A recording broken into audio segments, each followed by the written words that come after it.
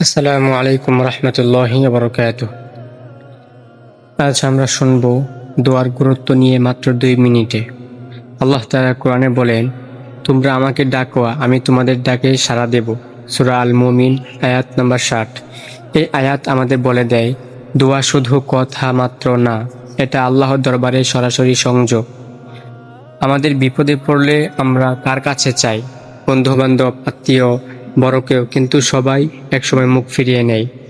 শুধু আল্লাহই আছেন যিনি কখনো মুখ ফিরিয়ে নেন না। হাদিসে এসেছে, যে ব্যক্তি দোয়া করে না, আল্লাহ তার উপর রাগান্বিত হন। তিরমিজি শরীফে হাদিস।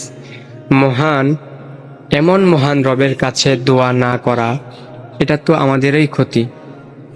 দোয়ার মধ্যে এমন শক্তি আছে যা বদলে দিতে পারে তাকদীরও, যদি তা কদরে লেখা না থাকে। তাই আজ থেকে একটা অভ্যাস করি, প্রতিদিন অন্তত 2 মিনিট শুধু আল্লাহর সঙ্গে একান্তে কথা বলি।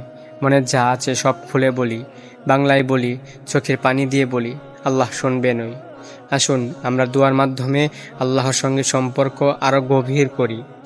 পরের ভিডিওতে ইনশাআল্লাহ থাকবে রমজানের পর ঈমান কিভাবে ধরে রাখবো। অবশ্যই চ্যানেলটি সাবস্ক্রাইব করে পাশে থাকতে পারেন যদি আমার ভিডিও ভালো লাগে আপনাদের কাছে। জাযাকুমুল্লাহু খাইরান। আসসালামু আলাইকুম রহমতুল্লাহি ওয়া বারাকাতুহু।